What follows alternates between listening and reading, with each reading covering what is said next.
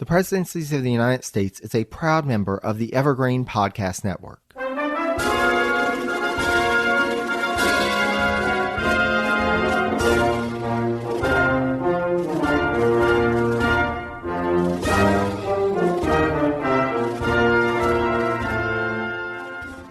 Hello and welcome to the Presidencies of the United States. I'm your host, Jerry Landry.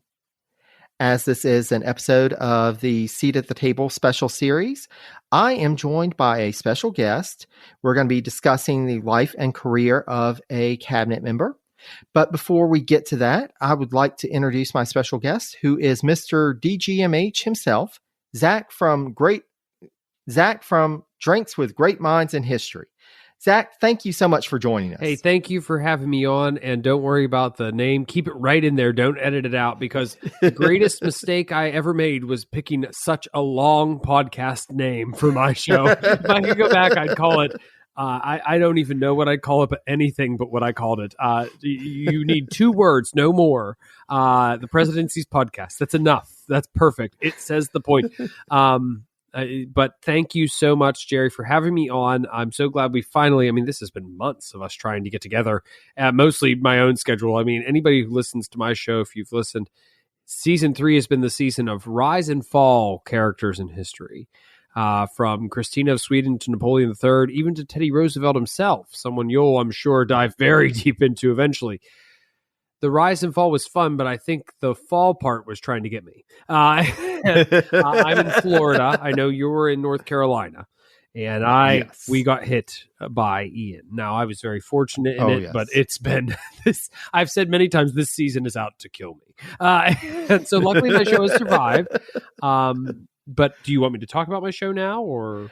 Absolutely. And as a fellow podcaster, I think I can speak, and I think all podcasters can. Sometimes life just gets in the way and we just try and persevere through it, but we do what we can. And sometimes it just, it gets chaotic. So thank you so much for being here. And I'm glad that you're here and that we were finally able to make this work. So the true side of a podcaster is that we say life gets in the way of the podcast. What we don't acknowledge is that everyone else in our lives is saying your podcast gets in the way of our lives. My wife wants to often strangle me for this podcast. The only reason I had time to get together twice tonight with one on my show and one on your show is because my wife's out of town. And I'm like, well, why not do it tonight? Because otherwise I'm going to get in trouble. So,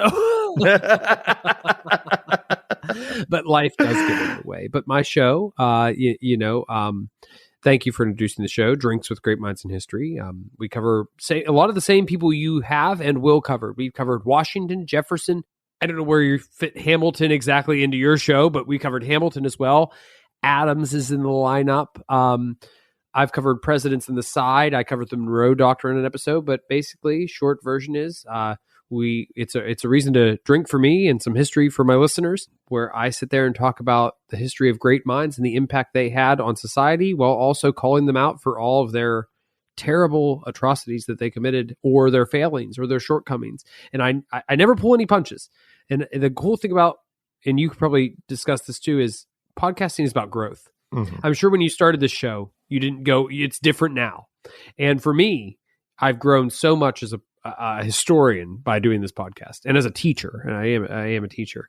I did warn Jerry at the beginning, I would use my teacher language for this show. I do not use my teacher language on DGMH, but just to put it out there, you can find the show anywhere you listen to your favorite podcast. We've covered great minds from Theodore Roosevelt to Charles II of England to Catherine de' Medici of France to most recently Napoleon III of France.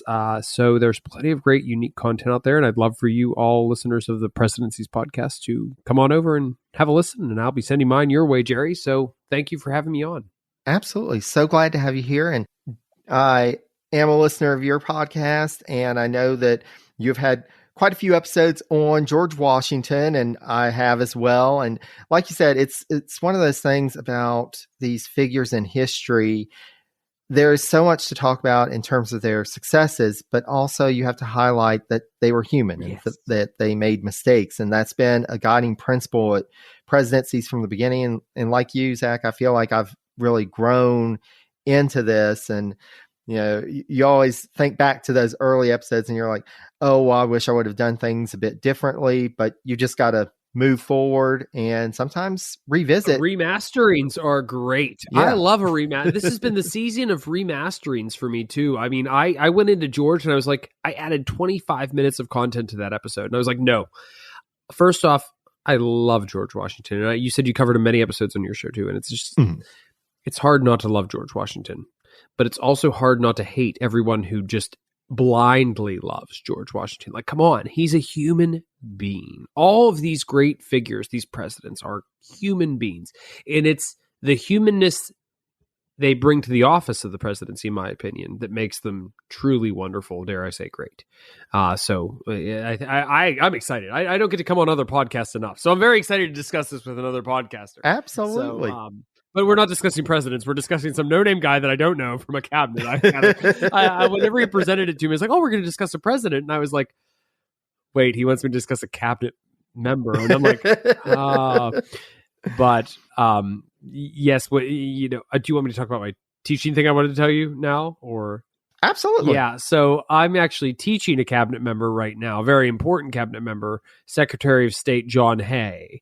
And in my class, we're discussing the open door notes, and we're discussing the splendid little war and the Spanish-American War, and that's where we are. And I'm like, boy, that would have been great. Could have talked about that. And he's like, we're going to be talking about like early 1800s cabinet members. I'm like, please be James Monroe. Please be James Monroe. I doubt it's going to be James Monroe, but I'm like, is there another one other than James Monroe? And I know there are. So I'm actually excited to learn tonight, Jerry. So thank you so much for having me on. Absolutely. And before we get to that, I did want to share, because I heard that there was a mention of Warren Harding on a recent episode.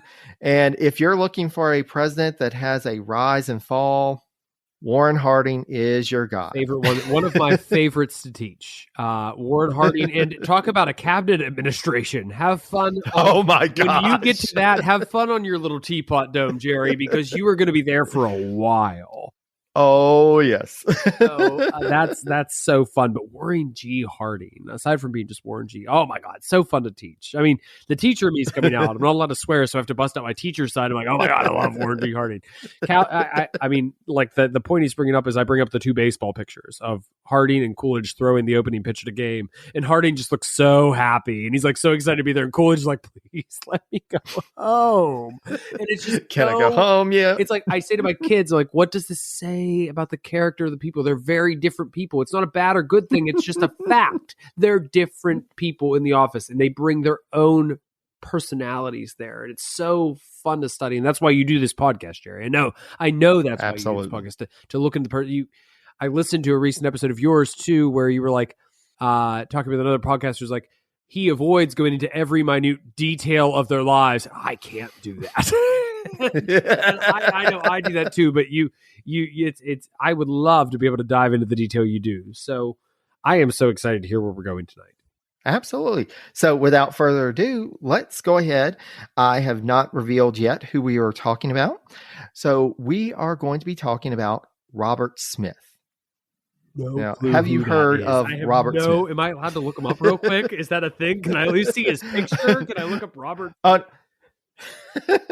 don't even want to know. If you want, I'll go blind. I am disappointed as a historian. I'm a Europeanist, by the way. I study early modern Europe, so this is not my wheelhouse. But well, and I will say that there is a reason that you have probably not heard of Robert Smith, and for those who have happened to have heard about Robert Smith, there's probably a reason why, and we're going to get into that.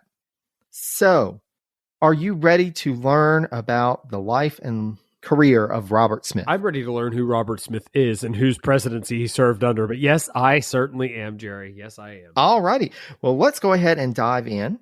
So, as we usually do, we're going to start giving a little background with the family. So, the Smith family, and this is specifically his paternal grandparents and father, immigrated from St. Brisbane, Ireland, to Pennsylvania in 1728.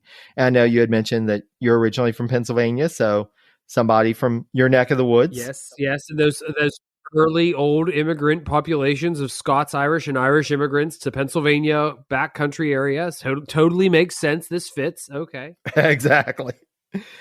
And Smith's biography didn't state exactly where they settled, but they moved to Carlisle, Pennsylvania a couple of decades later in 1750, and Robert's father, John Smith, established himself in the area.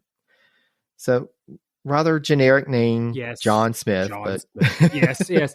Don't be confused, listeners. We're not talking about the not Pocahontas guy. And I can't say the Pocahontas guy because he's not the Pocahontas guy. Only in the movie is John Smith the Pocahontas guy. But yes, so this is just some random guy named John Smith, right? Exactly. Well, and that's just like with Robert Smith. When I've told my husband about Robert Smith, he's like, "Oh, from The Cure?" And I'm like, "No, not that Robert Smith. He's not that cool." I mean, I love it. That's fantastic. But so his father, John Smith, him and his wife, Mary Buchanan, had 5 children, with Robert, the youngest of the 5, being born on November 3rd, 1757, in Lancaster County. A couple of years later, they, along with a few other families, departed from Pennsylvania and resettled in the town that would become the center of both Robert and his older brother Samuel's lives, Baltimore, Maryland. Now, at the time they arrived, Robert's biographer Tom Armstrong described Baltimore as follows, quote, "The small hamlet, which contained a few dozen houses, 1 inn, a shipyard, a brewery, and a population of less than 1,000 persons." Well, at least there was a brewery. I know, right? If it's going to be a small town, you got to have a brewery. If I'm going to go to a hamlet, I'm going to go to one with a brewery. But still, even though it was small at that time, as a key port location on the eastern seaboard, Baltimore grew quickly, and John Smith realized that he and his family could capitalize on this opportunity. Thus, he partnered with his brother-in-law and established, quote, "one of the most prosperous shipping and mercantile enterprises in America." Now, as with the other figures that we've covered in this series, we don't really know many details about Robert Smith's upbringing until he entered college at the College of New Jersey at Princeton, what we now know of as Princeton University, and this was while the Revolutionary War was raging. So while Robert's older brother Samuel was engaged in military service throughout the war and rose to the rank of colonel, Robert himself took a break from his collegiate studies to participate in the Battle of Brandywine in 1777. But after this brief service, Robert returned to school and graduated from the College of New Jersey in 1781. So as the war wound down after the Battle of Yorktown that year, Robert was busy trying to figure out his next steps in life. And he decided after college that he wanted to become a lawyer, and thus he studied under Robert Goldsborough in his law office for 5 years.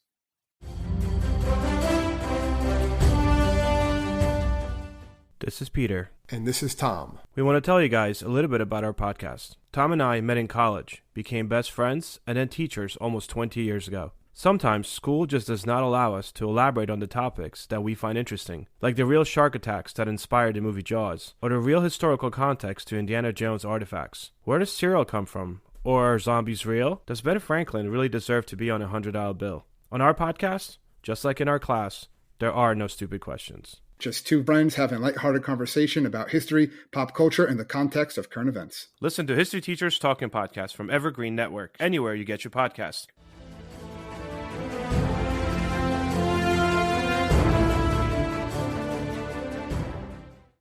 So, we've had quite a few lawyers who have become cabinet members, and that's a trend that's going to continue on.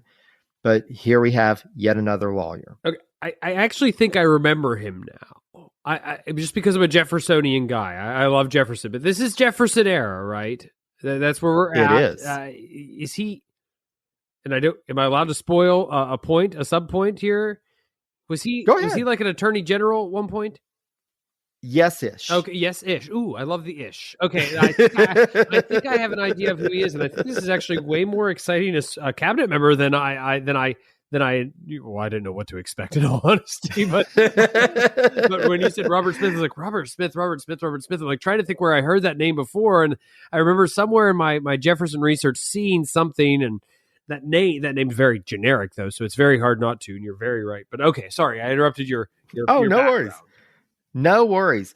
And that's the thing. And we're going to have quite a bit to discuss. In this early part, this is actually, when I was going through the outline, it was like, okay, we're going through this rather quickly. Oh, he's already a cabinet member. Yes. And so just in a few minutes, we will be at his cabinet Fantastic. time. But after passing the bar, Robert started to build up a law practice of his own. He was primarily engaged in admiralty law. And so that was, makes sense for Baltimore.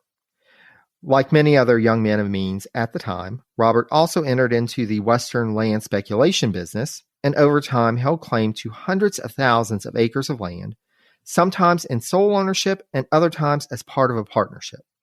But as the new nation worked to establish a viable form of government, first under the Articles of Confederation, then under the Constitution, Robert Smith was establishing himself both professionally and personally.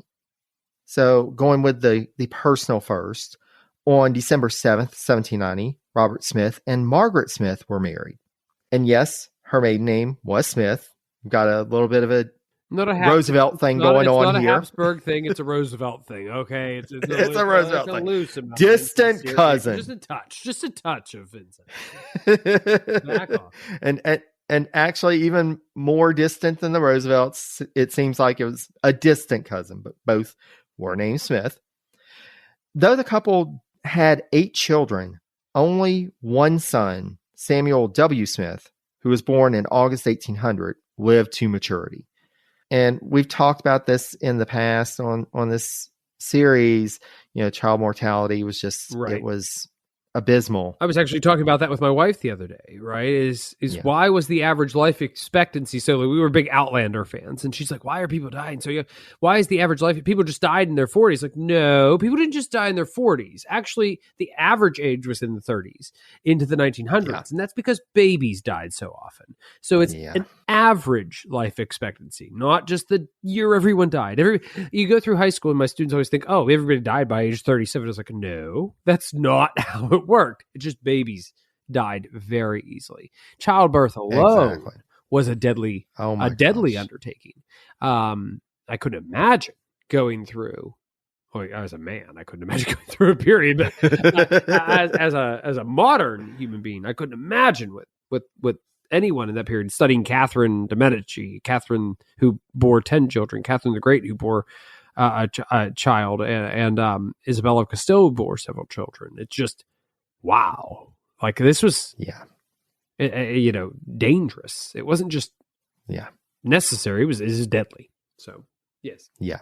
And for those who haven't listened to the John Marshall episode yet, that definitely came into play with Polly Marshall, and you really get to see, it was so dangerous for the children. It was so dangerous for the mother. This was a difficult prospect. Well, I will go back and listen to that because I love John Marshall. Yeah, I highly recommend checking out. I actually had 2 episodes. So one was like this format, and then the other was with a couple of folks from the John Marshall House and focusing in on his time as Chief Justice. So highly recommend that. I will definitely check out the both. Yeah, I love John Marshall. It's so fun. I mean, so his career is so long, but we're on Robert Smith.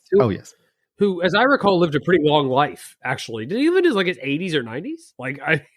He did. He did. And to bring it back from John Marshall, so Robert Smith will serve in a post that John Marshall did. Stay tuned. We'll get to that. Oh my gosh. I think I know even more who this is. Oh my gosh, yes. And it's not the post you think. It's the post that came before the post you think, right? Exactly. Okay. Oh my gosh. Yes. Oh gosh, yes. I think I remember this name even more now. Okay. Go. I'm ready to go now. Go ahead. Yeah. You keep going. So Smith would start his political career around the same time that he got married, starting with being chosen as a presidential elector in the very first presidential election. So here we've got Washington. And naturally, we know that he voted for Washington along with all the other electors because Washington was elected unanimously. Right. And Smith's name would be put forward to the new president by mutual acquaintance as a possible candidate for a judgeship in the new federal court system, with the friend asserting that Smith was one of the, quote, most learned and respectable men in Maryland. But as there were many candidates put forward in these early days, and he was still towards the beginning of his career. You've got John Jays and everything there, yeah. Exactly. You've got all these other folks who are vying for office, and so Washington gave a pass on Smith this go-round. But as the older brother, naturally Samuel rose faster than Robert. He earned a seat in the Maryland House of Delegates in 1790. Then he won election to the U.S. House of Representatives for a term beginning in 1793. He'd remain in that legislative house until 1803 when he moved over to the U.S. Senate. But for Robert, he began his elected career in earnest when he joined the Maryland State Senate in 1793. He served in that body until 1795. Then in the next year, he moved over to the Maryland House of Delegates, which was the same body that gave his brother his political start. But starting in 1798, simultaneously to his service in the State House, Robert became a member of the Baltimore City Council. And this is one of those interesting things in the early republic. You've got all these folks who somehow collect offices and they serve in multiple, they'll serve in a local office, a state office, a federal office at the same time. Right. Well, there's just not enough people at this point. I mean, in theory, exactly. There are plenty of people. There aren't enough people of name and prominence, I suppose, Exactly. And also the duties weren't quite as strenuous as they would be in later eras. So it's like, okay, well, you only need a few days to do this, a few days to do that. But it would be Samuel's rise that would have the greatest impact on Robert's career prospects, taking a large leap. Because at the time that Thomas Jefferson assumed the presidency in 1801, so I said we were going to speed up pretty quickly, the Navy Department was still relatively new, having only been created in late April 1798. And something Jefferson hesitated to maintain in the first place, but ironically had to maintain because, fighting pirates. But yeah, absolutely. Exactly. And that's the thing. So for Federalists, it was a no-brainer. And it was Navy. Yeah. They had a geographic base in maritime New England and the mid-Atlantic coast. So it was easy for them to find good candidates for the Navy Department. But for Democratic Republicans, there weren't quite the plethora of professionals from which to choose.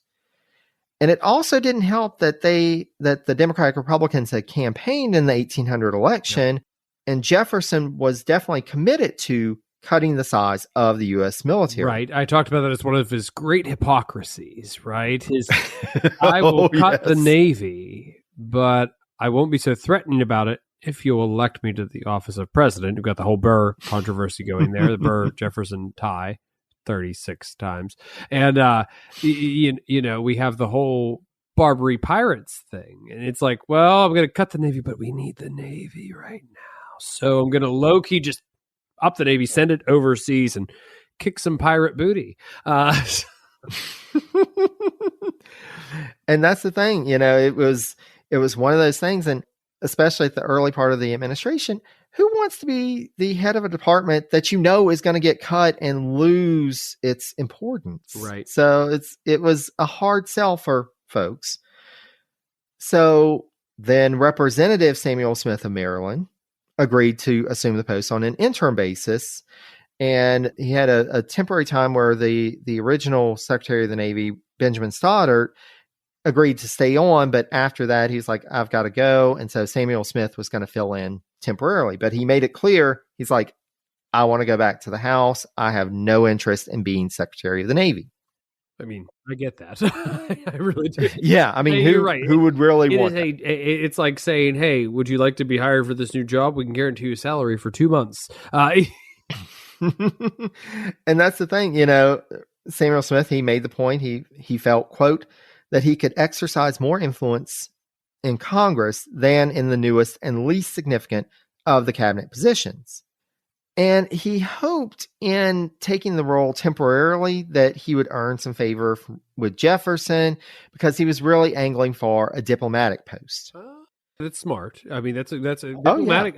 People ignore diplomatic posts. They are stepping stones to higher offices. They really, really are. I mean, many of the presidents of the United States served abroad first. It's like a mandatory stepping stone from Adams to Jefferson to Monroe to Quincy Adams. I mean, the list goes on and on and on. I mean, Buchanan got elected because he was abroad during all the mess of the pre-civil, the antebellum era. So.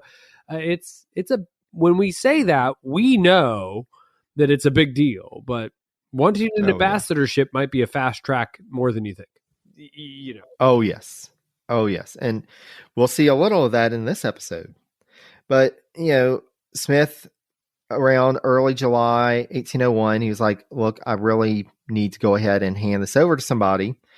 And it became clear that Jefferson needed somebody to help him find a suitable replacement. And Samuel Smith didn't have to look far for a candidate. He thought of his younger brother, Robert. As described by Samuel Smith biographer Frank Castle, quote, although Robert was a lawyer with limited experience in naval affairs, Jefferson undoubtedly hoped that he would be guided by his brother. Moreover, the appointment of Robert Smith was probably dictated by a desire on Jefferson's part to maintain good relations between the administration and the Maryland Republicans, of whom Samuel Smith was the principal leader. So just as Samuel was trying to curry favor, so too Jefferson realized that he needed to maintain that relationship. And so, sure, your younger brother, that's a good candidate. And especially since, he had already approached Robert R. Livingston of New York. He had approached John Langdon of New Hampshire, William Jones of Pennsylvania. None of them wanted the post. And Livingston would have been Jefferson's ambassador to France, right? Or not? Yes. No, not ambassador. Wait. Minister to France. Yes. Yeah. Yes. Because the term ambassador was seen as having two monarchical, aristocratic heirs to it. And so these were minister plenipotentiaries. Yes. But we give Jefferson all the credit for the Louisiana Purchase. And yeah, he did break a lot of his own obstacles and brick walls that he put up himself for no reason at all. And that's great. But Livingston's huge there in negotiating. Oh, yes. Well, he kind of just down and said, hey, we'll give you this. And they're like, or you can have all of Louisiana, but sure. Okay. Why not? Livingston's a cool, interesting character. I've actually fallen in love with him. Yes. As somebody I studied on the show quite a bit, but yeah.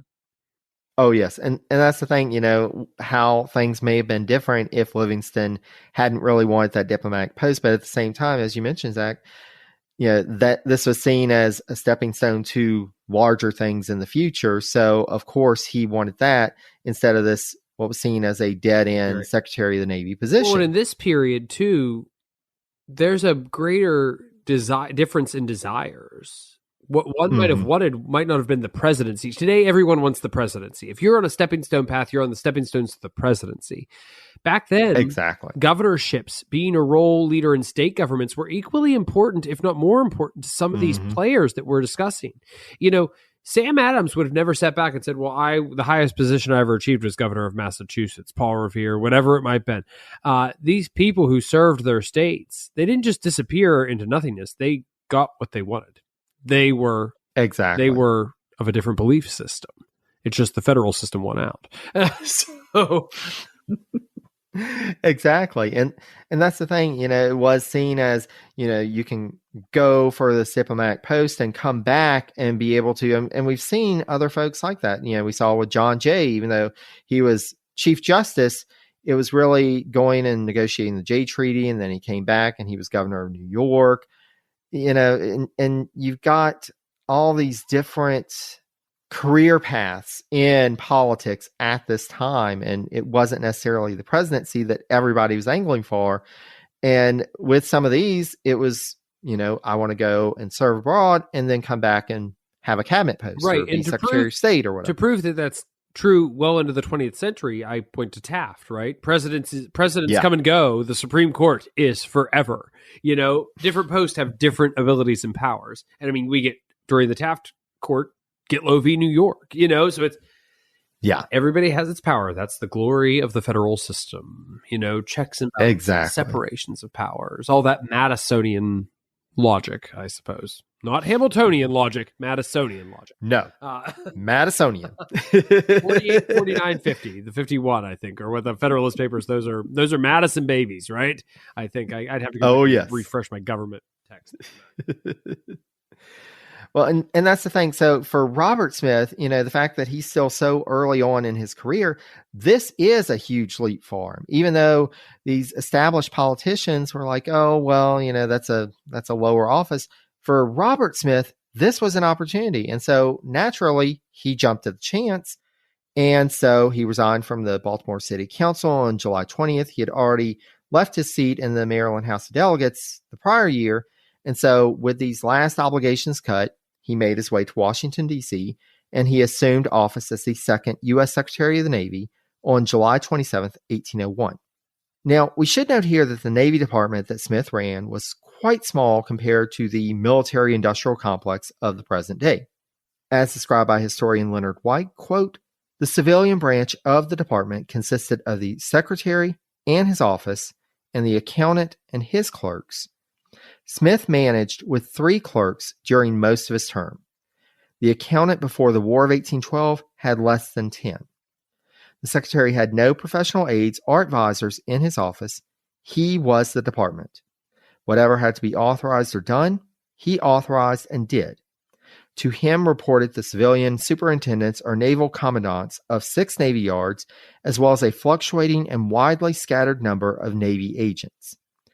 Each ship was usually an independent unit, its commander receiving orders directly from the secretary." So there was a lot of responsibility on this one person to manage the Navy, and thinking of the Navy as being everything from the ships in the field to, the actual Navy yards. It's more This than was a lot. it's more than most cabinet members would have had to deal with even in that time, right? It's not just, hey, you're the guy in charge. It's, hey, you're the guy in charge, but we also need you to, go babysit the sailor's kid on Tuesday because we got nobody else to do it. I get what you're saying. It's a mess of a job. It's like, Exactly. it's more like an assistant secretary to the Navy today. It's Roosevelt as an assistant secretary. I just taught that today in my classroom. Roosevelt doing all the real work and building the Navy during the McKinley administration because A, McKinley was McKinley. B, the Secretary of the Navy didn't care. And C, Roosevelt is Roosevelt. So he's like, well, let's build the... I'm here, so we'll build the Navy. But, that's the kind of... You're on the ground. It's legwork, and this Smith guy, Robert Smith, is more interesting for that for certain. But I know this isn't the end, right? This isn't the end of his career. I know he goes further.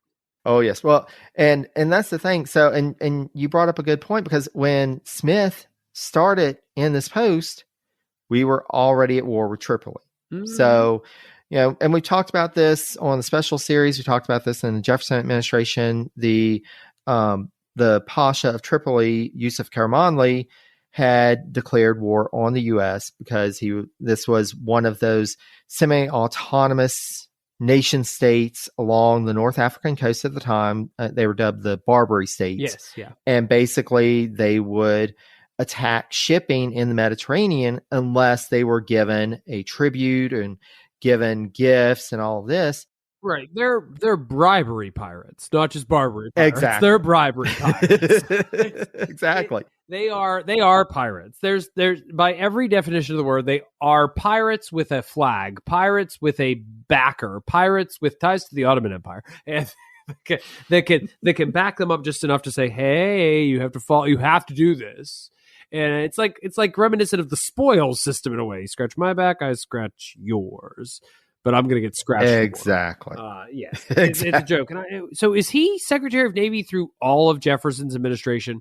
Yes. Okay. That's why I remember this name then, I think, is because I love the what do they call them? The Barbary Wars, I guess. The wars with Tripoli and such dramatic stories. And I'm by no means favoring any news outlet other than in any way by saying this, but as far as storytelling, Brian Kilmeade's book on Jefferson and the Tripoli Pirates is an enjoyable read. It's a good example of storytelling if Brian Kilmeade actually wrote it. But I'm not sitting here saying listen to Brian Kilmeade, he is God or whatever. I'm saying I'm just saying reading the book, it was short, sweet, and fun. It was a version of storytelling that you might not get from another book on the Barbary Wars, and I remember enjoying it. It made me want to look into so many of the characters so much more that might not have, that weren't just Jefferson, and it full of unique naval battles and ships being lit on fire. It's such a fun little war.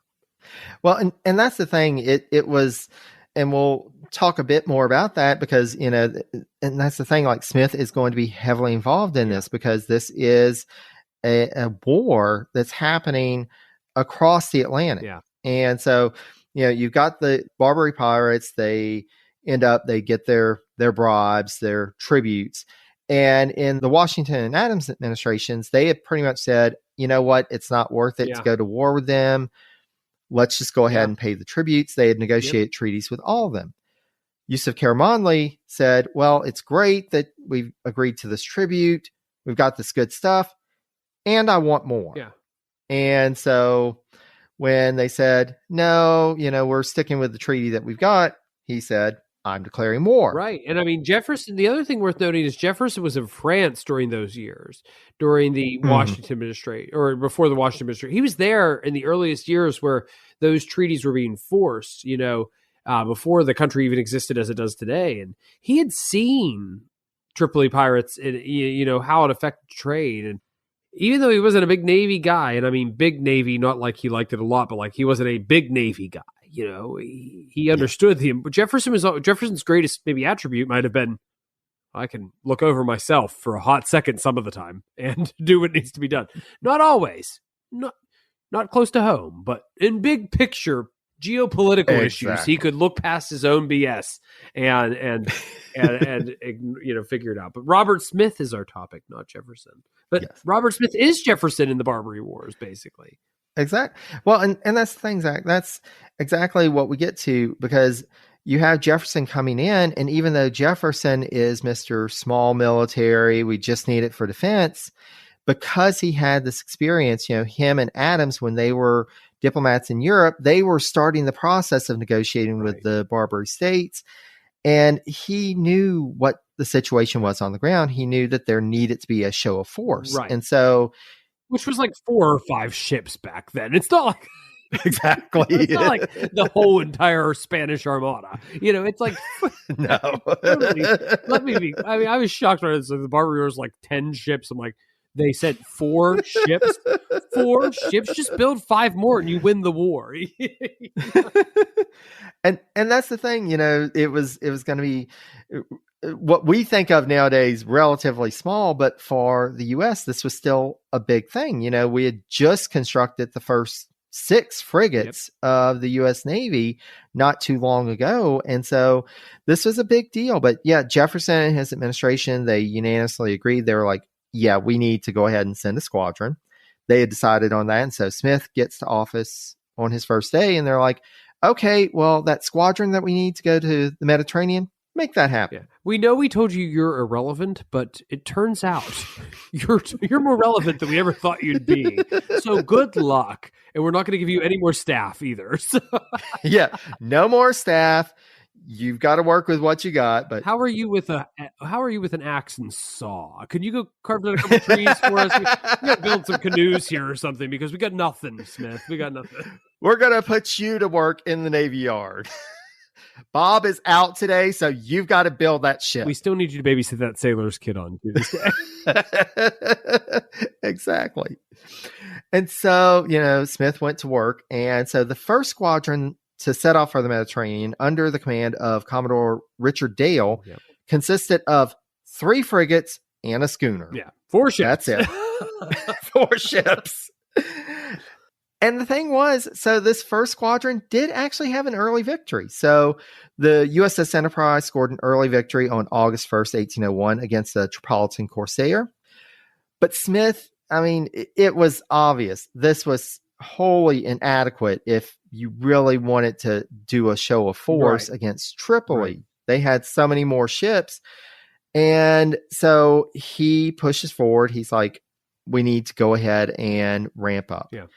And it helped that on February 6th, 1802, as described by historian Frank Lambert, Congress gave Jefferson, quote, full authority to take whatever offensive as well as defensive measures necessary to defeat Tripoli and protect American interests. And so this allowed him to really think about expanding this naval force in the Mediterranean.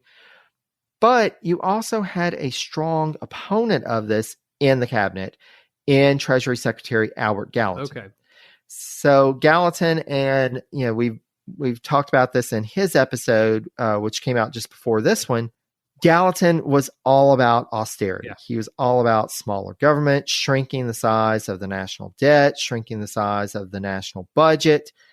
Well, shrinking debt is not a Jeffersonian principle, personally, anyway. Only in terms of the national debt, not his own debt. Let's shrink it. My debt, could you please take it on? Can we get some more debt, please? Thank you. Is that a nice port wine I see there? Like, oh, can I have 50 cases, please? Charge it. I promise I'll pay it back someday. Exactly. A walking hypocrisy. I love him. I hate him. I love him. The Hamilton line, what is it? Hate the sin, love the sinner, or something like that, you know? And it's just like, that's the most best way to look at Jefferson ever. Hate the sin, love the sinner. Exactly. He's fantastic, but he also just sucks half the time. Oh, yes. And, that's one thing, studying Jefferson for years. It's just like, it's such. He changed my podcasting career. I mean, not that I have, to call it a career is kind of laughable, but he changed the trajectory of my podcast. His moment is where I went from being a whimsical storyteller to a real, I'm going to bring in my historian's craft in here, because to do Jefferson right, you have to. And then I realized to do all of them right, you have to. So my episodes went from 20 to 30 minutes in length and half the time to write them and record them to now they're an hour long in length and miserably long to record. I know the feeling all too well. Yes, the solo episode is not so smooth as these. When you're reading them and trying not to sound like a fool, it's but to your credit though, you do a very good job of your any scripting you do. It comes across beautifully articulate, but I always stagger and stammer through my. But I do drink on my show. Well, and editing is our friend. It is. It is our friend. It's a great friend, but it's also a tedious friend. It's like a miserable friend that you have to hang out with. I've never heard a podcaster yet say, "Oh, I really love the editing." If I have to edit out one more breath, but I say to my co-host, I'm like, I know what your butt looks like. And they're like, that's weird. And I was like, no, not the butt you're thinking of. But when you say, but I'm on the show, I know exactly what your breath looks like on an audio file. And I hate that. I hate that I know. Oh, that. Yeah. We are getting away from Robert Smith. I apologize. I love it. No worries. Yeah. And that's the thing. So, and bringing it back to Robert Smith, podcasting is the same thing. It's all about the details. Yeah. And so, nice Robert job Smith, there, Jerry. Nice job.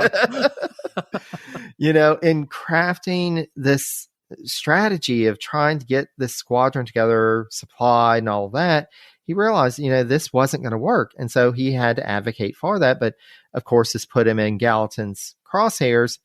And as we'll see, this is going to be a common theme throughout this episode.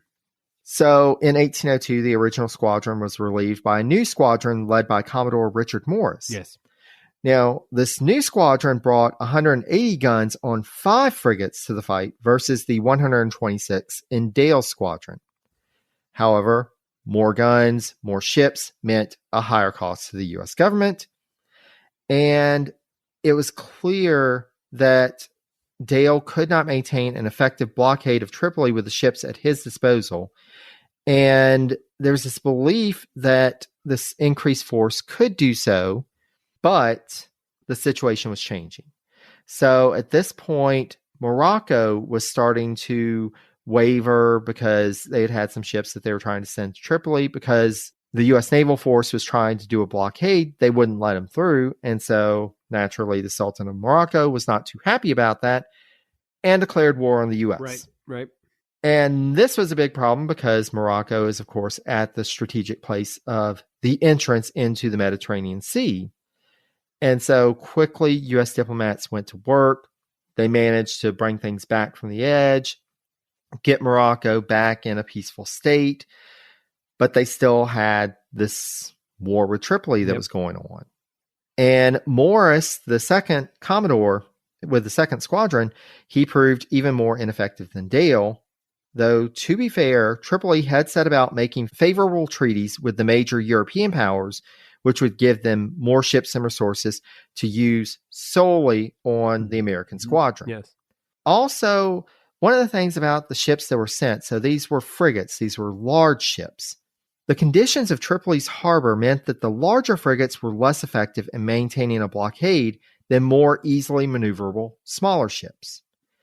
And so by the spring of 1803, it was clear a new strategy was needed, and Jefferson even brought the question before his cabinet, quote, "Shall we buy peace of Tripoli?" Ooh, surrender. That's surrender. Exactly. And that's the thing. Like, this was 2 years after they said, we need a show of force. We can't pay tribute. But the entire cabinet answered in the affirmative. Yes, we do need to buy peace of Tripoli. No way. Now, Smith, along with Secretary of State James Madison, were against the idea of paying tribute on a regular basis. They felt that the U.S. should send presents to Tripoli from time to time, but didn't want to get in the regular payments of tribute. Yeah. But this was all moot because Tripoli wasn't coming to the negotiating table. Right. It was yes, my way, or no, my way. Exactly. And the U.S. is like, no way. But this is where the war gets spicy, right? Those last years with the Philadelphia and everything like that. I mean, and it's interesting just to put this in perspective for, anybody who's not an American history historian like me. What's fun about learning this is Robert Smith's story is what you would typically hear as Jefferson's story, but you'd never hear Robert Smith's story. And that's what's cool about this conversation right now. Is that I'm not saying I know anything about basically, I'm filling in the gaps as we go along. Oh, yeah, Robert Smith. Oh, yeah, Robert Smith. I think is just can I ask a foreshadowing question? Is his last year 1811? Yes. Aha. Okay. I recall Robert Smith a little bit. Yes. Okay. That's a bad year to leave office or a great year to leave office, depending on your perspective. Yes. Yeah. Well, and that's the thing. So, yes, this was the time, we wanted to negotiate. Tripoli they weren't going to negotiate. It was either you give us our demands or we're going to continue this. And so it was realized, okay, we've just got to have a new strategy. We still needed to pursue naval action against Tripoli. And it was clear that Morris was not the man to do so. So in June, Smith suspended the Commodore and launched a board of inquiry to investigate his conduct while commanding the squadron. And he was ultimately ruled as being, quote unquote, not competent to the command of a squadron. It's a white glove slap if I've ever heard one. Yeah. I mean, you've got to imagine he's ready for a duel. Yeah. Yes. But meanwhile, Jefferson had requested and been granted permission by Congress to, quote, purchase or construct 4 small warships not to exceed 16 guns each and up to 15 gunboats to be armed, manned, and fitted out for the protection of the seamen and commerce of the United States in the Mediterranean. So now he's got the tools, he just needs the right Commodore. And at just the right time, in came Edward Preble. And Preble is one of those characters. He's one of my favorite characters in the Barbary Wars. We won't go into too much detail here, but right, it is Robert Smith's show. But yes. Yeah, this is where it gets pretty dramatic. You said by the way, a teacher no word. One word you never say in the classroom is seaman. Seaman, because you are opening yourself up to more attacks than an American on a ship by Barbary pirates. Oh yes. And it's even for adults. Yes. It is clearly I just acted as juvenile as humanly possible. Jerry's trying to sit here and have an adult, academic podcast. I'm like, semen. But no, that is since I said I was speaking to my teacher voice tonight, I will say that's one of those words that anytime I accidentally say it from a quote or something, like, shoot. Like, oh, man, I said it. Now that's all they're going to talk about all week is spirit. Like, well, remember, they had us in the Navy. You mean the seamen? And I'm like, no. In the Navy. Yes, you can sail the 7 seas. I never pass an opportunity to play a Village People song in my classroom. I play, the first one is Go West. The second one is the YMCA with the tenement movement and the settlement houses. And then I finally get to play Big Navy Policy in the Navy. I play it, I think, during Teddy Roosevelt's Great White Fleet. And finally, then I forget what the last one is. I don't know. I find every excuse I can to play the Village People. I'm like, they're just so fun. I made my kids do the YMCA that day. They're like, why? I was like, you'll find out when you learn what the acronym means, sir, madam. Anyway, as usual, I've gotten you off of Robert Smith and the Barbary Wars, but we're pirates. No worries. So we're at Edward Preble. And so Preble, he had served as a lieutenant in the Revolutionary War, rose to the rank of captain. He was actually, quote, the first American naval officer to display the flag east of the Cape of Good Hope. Oh. So he had this extensive career. And after receiving his commission from the administration, he led a 7-ship squadron with 1,000 folks under his command from his flagship, the USS Enterprise, across the Atlantic to the Mediterranean. He arrived in September 1803 and immediately went to work, aiming to put the pressure on Tripoli to force it to the negotiating table. But before he could do that, he had to deal with the embarrassing matter of a ship that you mentioned, the USS Philadelphia. Yes, what a fun story. Oh, yes. So in October, the Philadelphia had been in pursuit of a Tripolitan cruiser off the North African coast when it ran aground. Tripolitan gunboats pounced on the frigate, and the captain, William Bainbridge, was forced to surrender. All 307 crewmen on the ship were taken into Tripolitan custody, and Yusuf Caramandli demanded $1,000 per sailor as a ransom. And this was really big money at that time. Yes. Now, while diplomats would have to deal with securing the crewmen's release, Preble's concern was the Philadelphia itself, which had been refloated and thus could potentially be put into service either for Tripoli or one of the other Barbary powers against the U.S. Right. This is a modern warship. This is America's top of the line at the time, which isn't top of the line by any means, but it is the best we got, And that's the thing, it's this power and also this idea of national honor, to have your own ship turned against you. Would be insulting, yeah. And so Preble charged one of his subordinates, Lieutenant Stephen Decatur, with leading a party aboard the USS Intrepid to destroy the Philadelphia.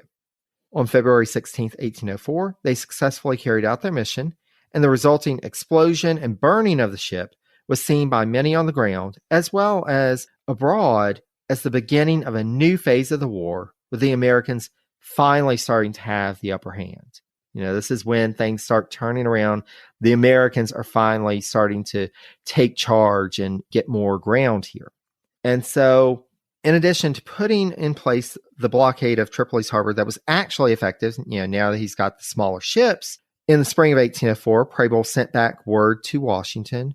He came up with this plan to continue the blockade, but also take the fight into Tripoli's fleet and link up with Caramandli's brother, who was offering to launch a land offensive to overthrow Yusuf if he could get American support. Again from Lambert, quote, so aggressive an attack would take far more assets than Preble currently had under his command, and he would have to watch his flanks against threats from Tunis and Morocco. Nonetheless, Jefferson approved the costly plan and dispatched a 4th squadron to the Mediterranean. By far the largest, this final squadron had the mix of vessels that Preble requested: 6 frigates, 6 smaller ships, brigs, and schooners, 2 bomb vessels, and 10 gunboats.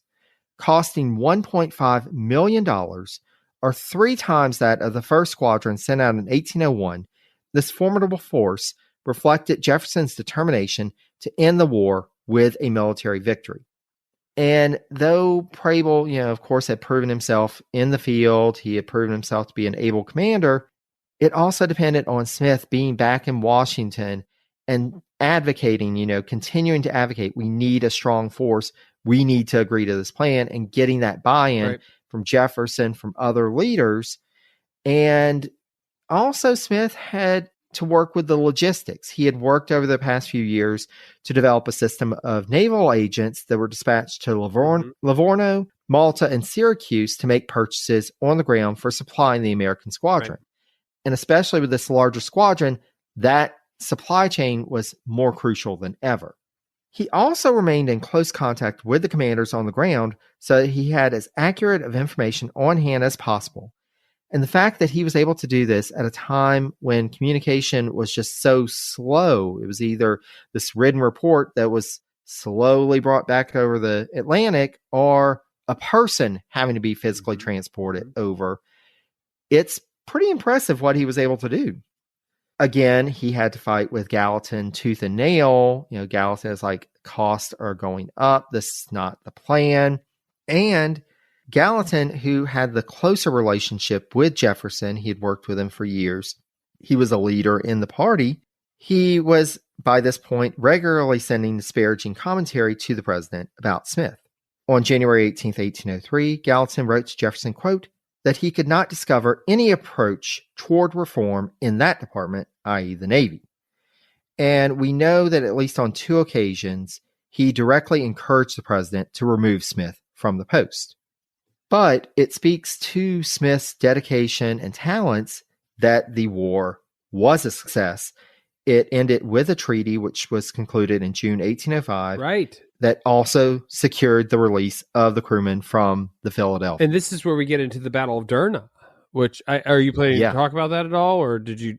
So I wasn't going to go into that, but if you want to mention it real quick. I just think it's the only reason I always like to mention the Battle of Derna is because it's what William Eaton, I think, and the United States Navy, and it's kind of like the Navy and the Army come together, and what we really get is a very important lyric to a very important song, right? What are the lyrics? From the halls of Moctezuma to the shores of Tripoli, the Marine hymn, right? That shores of Tripoli part is about the Battle of Derna, which brings about the end of these Barbary Wars that we've been discussing. And I mean, that's hundreds of miles of march, I think, from Egypt to Libya. And exactly these Marines, I mean, ironically, the halls of Moctezuma is something that comes after the shores of Tripoli, but in the timeline. But the reality is, I mean, I'm not saying this is the birth of the U.S. Marines by any means, but I don't know enough about the history there. But such a cool moment to cite, that we talk about the end, and the Battle of Derna is that thing that brings about the demand of a treaty. Absolutely, such a cool war. So much to discuss, and I can tell you holding back, like it's a fun history topic that we just don't, no show, unless you're discussing the Barbary Wars specifically, you don't have time to go into all these intricacies and everything. And that's the thing, like there are so many interesting points in there. So I do, I talk about it more in the narrative series. So highly recommend folks checking out the Jefferson series for more. Also, just read up on the Barbary Wars. It is a fascinating time in so many respects. There are so many different layers and levels and stories in there. And, it's outside of our scope today, but I can't recommend it enough. And I mean, it's one of the places where Oliver Hazard Perry rises to fame too. I mean, Love War of 1812 and Oliver Hazard Perry. There's a piece of the Barbary Wars is like the ultimate stepping stone for so many American military figures. Exactly. It's a very, very cool little war. Beautiful example of the Jeffersonian presidency and the hypocrisy surrounding it. We will not get entangled in foreign affairs. We will not raise the Navy. Hey, we need a Navy to go get entangled in foreign affairs. It's really important. Only if it's Tripoli. We're not going to do anything else, but this is really important. Anyway, so yes. So no.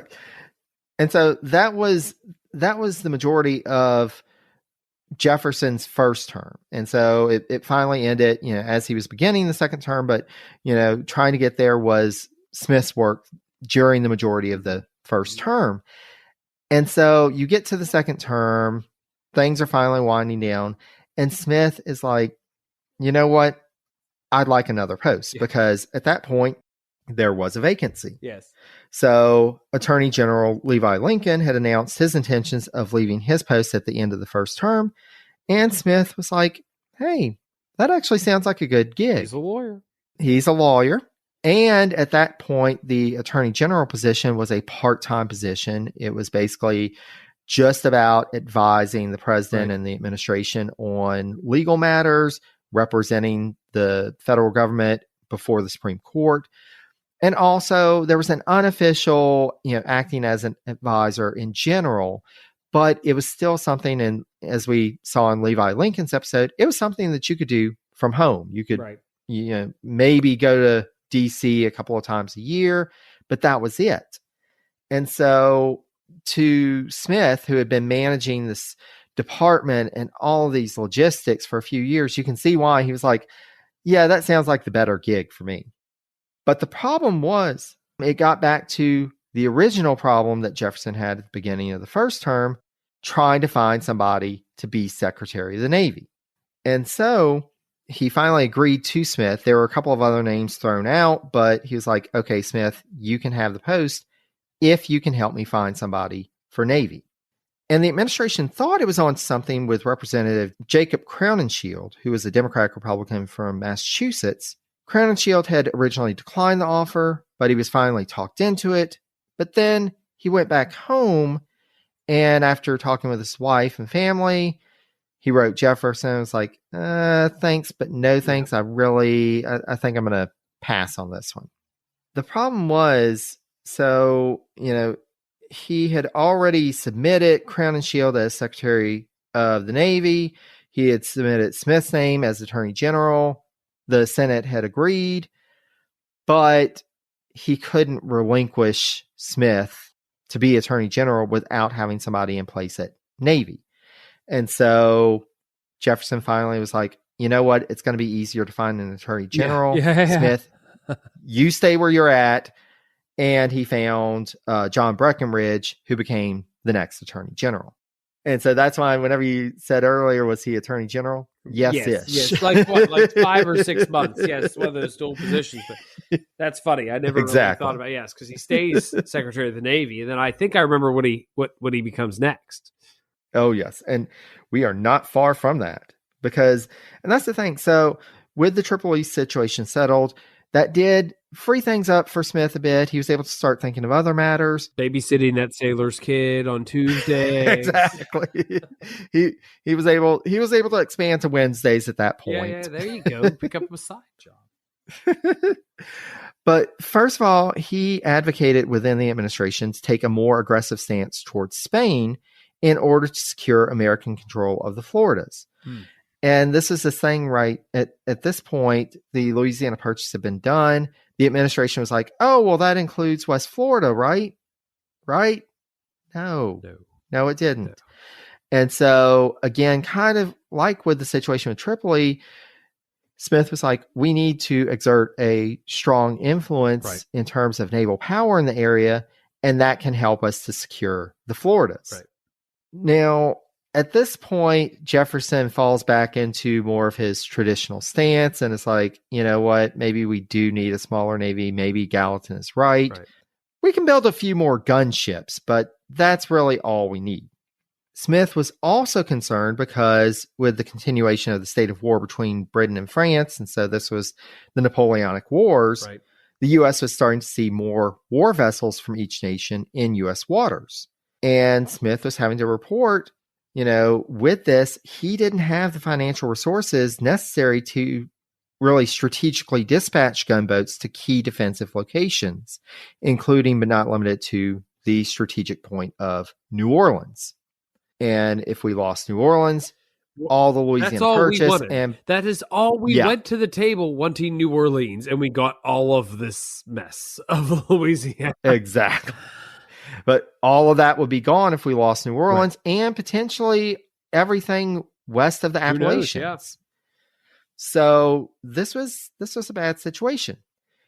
Then you have the Chesapeake Leopard affair, which, we talked about in the James Madison episodes of this series, but basically on June 22nd, 1807, a British ship ordered an American naval vessel to allow it to be boarded off the coast of the U.S.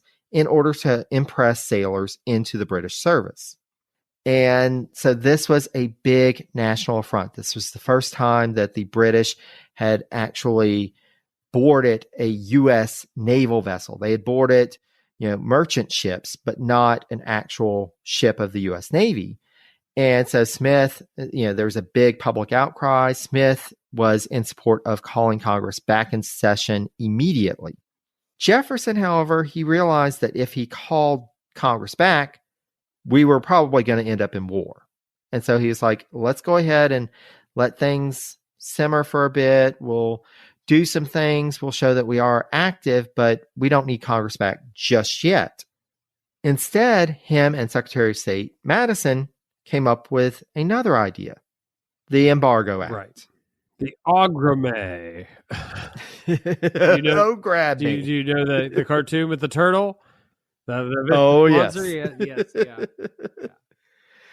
And so, we talked about that more in Madison's episode, but basically this was that the U.S. would cut off all American commerce with foreign powers.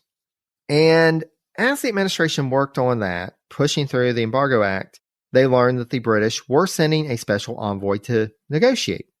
So on January 13th, 1808, George Rose arrived in Washington, D.C. to begin talks with the U.S. government. Unfortunately, Rose's instructions expressly forbid him to discuss impressment, which was basically the only thing that the Americans wanted to talk about. So, as it quickly became clear that official negotiations were at a standstill, the Jefferson administration brought someone else into the mix to have some unofficial discussions with Rose. And this was none other than Robert Smith. So, Smith made contact with Rose numerous times, but his efforts were fruitless. And ultimately, on February 16th, talks came to an end, and the Embargo Act went into place. And this put Smith in an awkward position because naval vessels were going to have to be used to enforce the Embargo Act. He actually found an unlikely partner in this because Albert Gallatin was not a fan of the Embargo Act either. This was, again, completely against his fiscal policy. And so the two people who were most heavily involved in enforcing the Embargo Act were the two people who were most adamantly against it. Secretary of State and Secretary of Navy. Yeah. Wow. Exactly. Irony. And so you have this brief time, and it does appear that they actually worked well together during this time. They did what they had to, but they're also like, can we repeal this as soon as possible? Please, please, please, please, please, please, please. Sure. Yeah. I mean, a lot of America felt that way too. So. Oh, yeah. It only took about a year, and Congress at the end of Jefferson's presidency was like, we're repealing the Embargo Act. They put in the Non-Intercourse Act, which would prove to be ineffective, but they were like, we need something, but just not the Embargo Act. Now, though both Smith and Gallatin would continue to serve in the incoming administration, only one of them would serve in a new post, and it was the post that both wanted. Ah, yes. This is where I know what happens now. Smith, yes, becomes okay. Yes, yes. Stepping on your toes. Because no worries, and that's the thing. So we covered this in Gallatin's episode. So Gallatin wanted to move over to the State Department, and Madison, he's like, "Great, I'd love you as my successor at State." The only problem was at this point, Gallatin had made such enemies of the Smiths, not just Robert Smith, but his brother, the powerful leader in the Senate, Senator Samuel Smith, that basically Samuel Smith was like, there is no way this guy is getting in. Yeah. And the thing was, like, Madison was like, I really want this, but I can't do it without Democratic Republican support because the Federalists are naturally going to oppose Gallatin as well. So he came up with a plan. He was like, well, maybe we'll put Robert Smith at Treasury, and then Gallatin will be Secretary of State. So Treasury Department, again, one of the more prominent positions, definitely much more prominent than Secretary of the Navy. Back then, yeah. So he was like, maybe this will placate them. But Gallatin learned of the scheme, and he was like, there is no way I'm turning over the Treasury Department to Robert Smith. He will completely decimate all of my plans. Not going to happen. Right. So if he couldn't get Gallatin to the State Department, Madison had to think up another plan. He still needed that Smith support. He knew that Samuel Smith was a prominent member in the Senate. Right. And at that point, the Senate was small. I think it was like 30-something people. Yeah, but we're on the verge of war at this point. So the Senate's very important. Yes. And so he was like, you know what? Let's just put Robert Smith as Secretary of State. Yeah. And the thing is, and we can talk a bit more about this when we get to our final evaluation, but later accounts of Payne at Smith as being utterly unfit for the office. But as we've already seen, he's not only been in charge of this massive bureaucracy and a really challenging position, but he's also been engaged in unofficial diplomatic overtures and negotiations. And virtually a war, too. He's got the experience he needs to be Secretary of State in theory. Exactly. I mean, even in the Navy Department, trying to run a war that's in the Mediterranean, of course, he had to be familiar with foreign affairs. Right. So, this is a guy who's capable. Thus, on March 4th, 1809, Smith discharged his responsibilities at the Navy Department, and 2 days later, on March 6th, assumed office as the 6th U.S. Secretary of State. Now, as noted by Armstrong, quote, State Department records, in addition to other substantiating evidence, confirm that Smith played an active role in the State Department. Now, while we think of the State Department as being all about foreign relations, at the time it was tasked with handling all correspondence with American diplomats abroad, as well as foreign ministers in the U.S., issuing passports, sending reports to Congress, supervising the Patent Office and the Census, facilitating the printing and distribution of laws and the preservation of public papers, and other domestic administrative functions. And one responsibility in particular that I want to note was that the State Department was also the one that handled all correspondence with judicial officers, U.S. district attorneys, and U.S. marshals. And this was an office that had, quote, one chief clerk, 7 clerks, and a messenger. And so, again, not a big staff. The secretary is going to have a lot of work to do. That's Smith's way, though. And he's already proven himself in that. But the problem is, he's also got Albert Gallatin to deal with, because Gallatin is still fuming about not being able to become Secretary of State.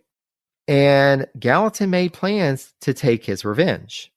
So with Senator Samuel Smith's term drawing to a close and his re-election being in doubt in the spring of 1809 because the Federalists had regained control of the Maryland House of Delegates, Gallatin saw an opening. Through proxies on the ground, Gallatin launched charges of corruption, claiming that Robert Smith, as Secretary of the Navy, had given his brother's mercantile house favorable treatment in Navy supply contracts, and that Samuel's firm had pocketed the money without providing the supplies ordered. Ooh, that's not good. Yeah. Scandalous. No. This was a big scandal. And of course, there would be congressional investigations. There would be lots of talk about this in the press. Ultimately, the Smiths were exonerated. There was no proof. And they were able to trace back where all this came from. So now the Smith faction and Gallatin are tearing the Democratic Republican Party in tatters. They are tearing it at the seams.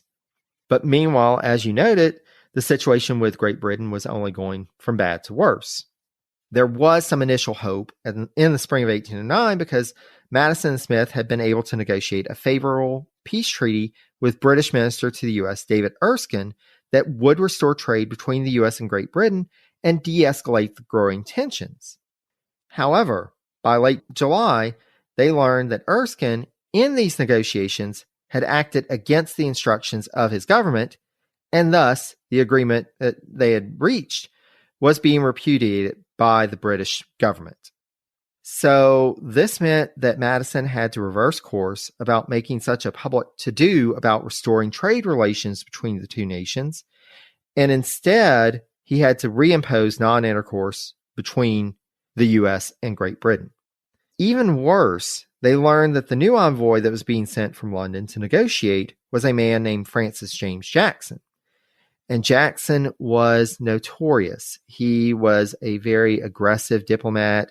If you ever get the chance to read up on him, he was called Copenhagen Jackson because he basically went to Copenhagen and said, I'm going to take the Danish fleet. Thank you very much. And when they refused, he went back to the British ship that he sailed in on and watched as they bombarded and destroyed half of Copenhagen. Wow. Okay. Yeah. Good reason for the nickname. Yeah. This was the guy who was coming, and they knew he was going to be inflexible. Negotiations began on October 4th, 1809, and it only took 5 days before negotiations became so contentious that Madison formally requested for all communication to be in writing moving forward. Wow. Tedious, but necessary, I guess. Yes, and that's the thing. Like, you end up, so this period, the rest of October and into November, you have these letters going back and forth from Smith and Jackson, and it gets contentious. It gets heated.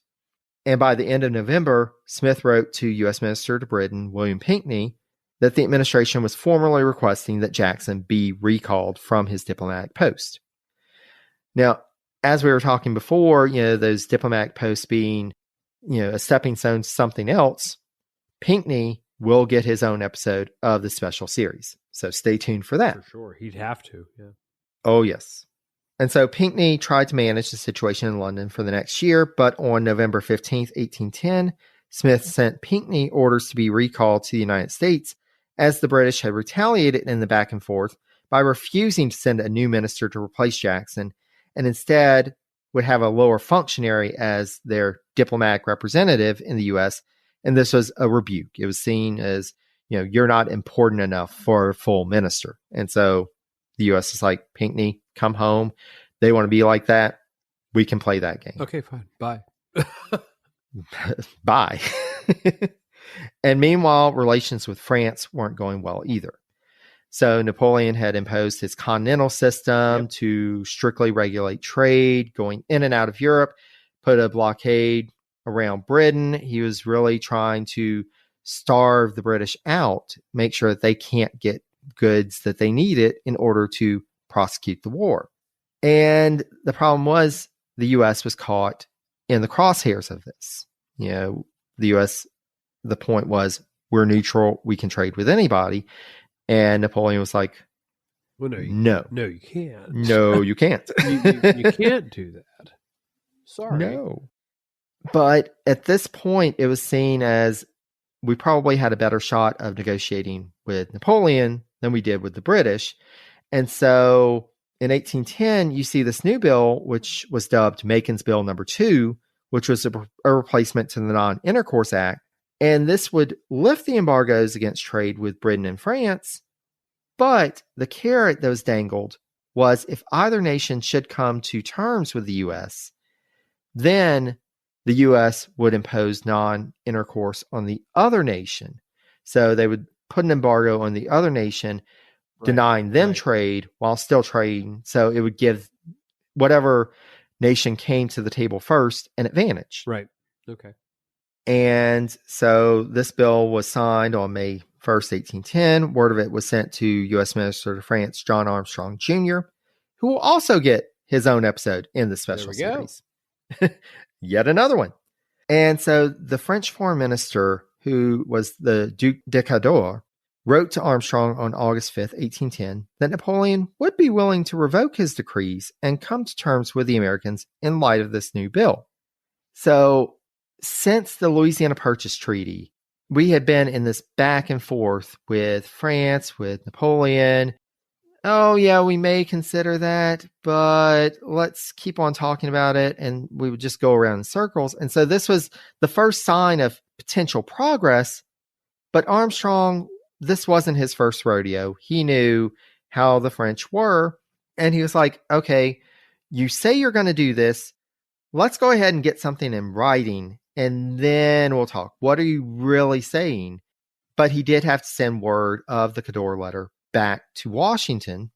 But he went ahead and warned the administration. He was like, I wouldn't act on this just yet. Right. Let me see if I can get more details. But because communications were it took so long to get communications back and forth, and there had been a mention of the decrees, the French decrees being repealed by November 1st, President Madison felt that he needed to go ahead and act. And so on November 2nd, 1810, Madison proclaimed that as France had presumably by that point modified their decrees, non-intercourse would be put back into effect against Britain unless the British took similar action. But unbeknownst to Madison and Smith in Washington, Napoleon had no intention of revoking his previous decrees, and instead was implementing more restrictions, as well as selling off American vessels and cargoes that had been confiscated under the previous decrees in order to pay for his constant war expenditures. So this was just a really bad situation. Meanwhile, a new French minister to the U.S. arrived in February 1811, and Smith used the opportunity to push for details as to where American commerce stood in the face of French laws and policy. However, this was done against Madison's wishes because Madison was more concerned about other matters and he didn't want to antagonize the French. He's like, we've got enough battles that we're fighting right now. We need to just focus in on those. Let's just leave that be. And so this was just a really bad situation. Madison just ended up, he was like, okay, we're just going to pretend that we didn't hear that the French didn't repeal their decrees, and we'll just keep on this line. Right. Smart. It's very. And this is one of those moments that you're just like, Madison, what are you thinking? But meanwhile, we get to that year, 1811, and the feud between the Gallatins and the Smiths flared up once more. And this had to do with, and we talked more about this in the Gallatin episodes, the Bank of the United States was up for recharter. Oh, yeah. And Senator Samuel Smith opposed it. He knew that Gallatin was going around. He was advocating for it. He was lobbying for it. And he was like, we're going to be against this bank. And so on February 20th, 1811, the Senate ended up in a tie over recharter, and Vice President George Clinton cast the tie-breaking vote against recharter, thus killing the bank. And with this, I mean, this was a public defeat. Everybody knew Gallatin was pushing for the bank's recharter. And so Gallatin at this point is like, my credibility is shot. How can I proceed in this office? And so on March 4th, he submitted his resignation to the president. In his letter, Gallatin asserted that the president administration was, quote, defective, and the effects already sensibly felt become every day more extensive and fatal. Such a state of things cannot last. A radical remedy had become absolutely necessary. Now, Gallatin knew that Madison saw him as a much more trusted advisor than Robert Smith. And it's likely, he had already advocated to Jefferson to remove Smith back in those days. So we can safely assume that this discussion had happened between Madison and Gallatin as well. Having to choose between losing his trusted right-hand person or exploring, quote-unquote, a radical remedy, President Madison chose the latter. And so you have on March 20th, 1811, Madison summoned Smith to the president's house for a meeting.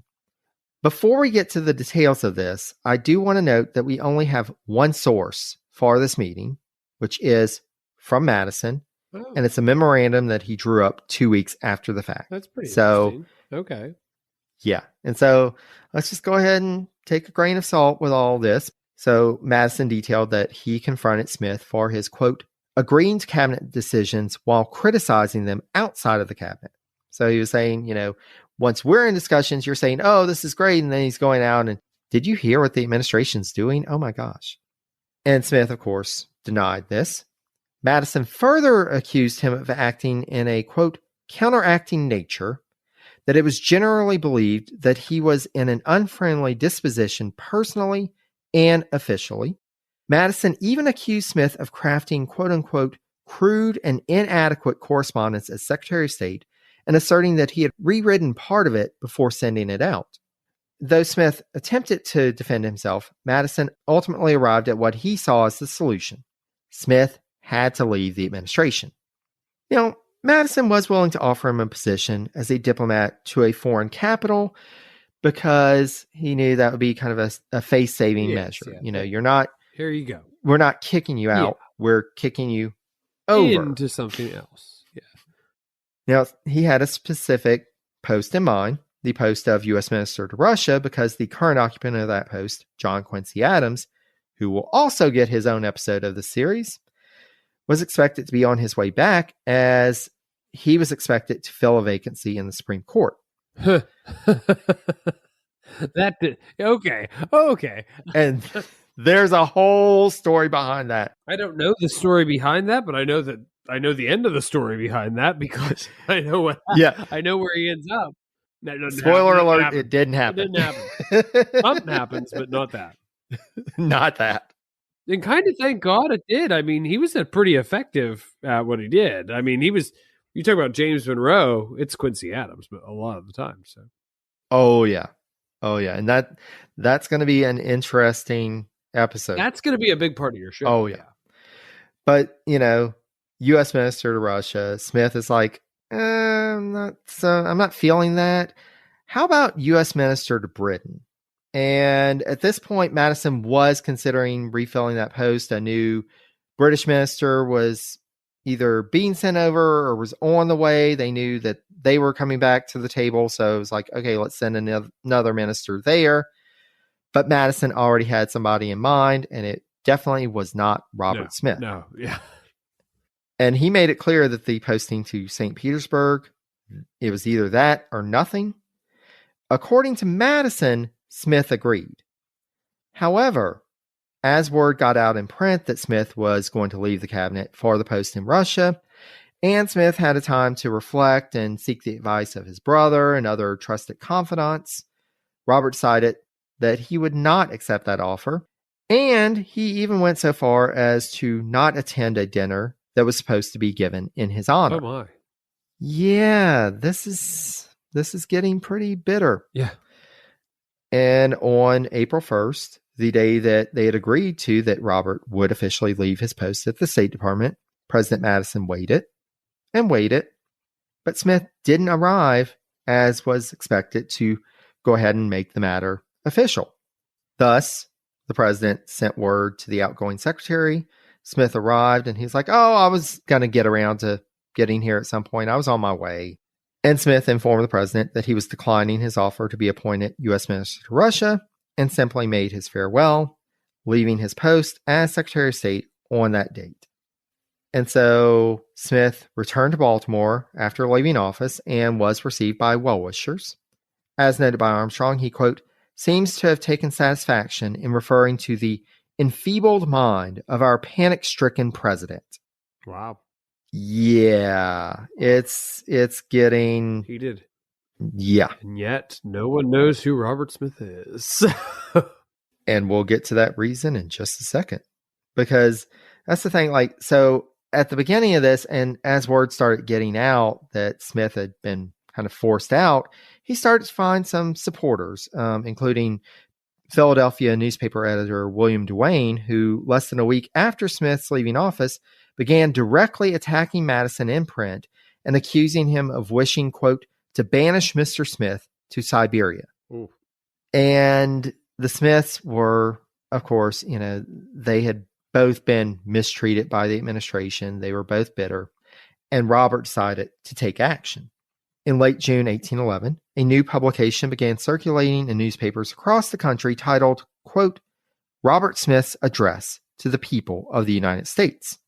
Now, naturally, as expected, Smith used this opportunity to present himself in the best light and attack the president as being blinded in his approach to foreign affairs by his pro-French bias.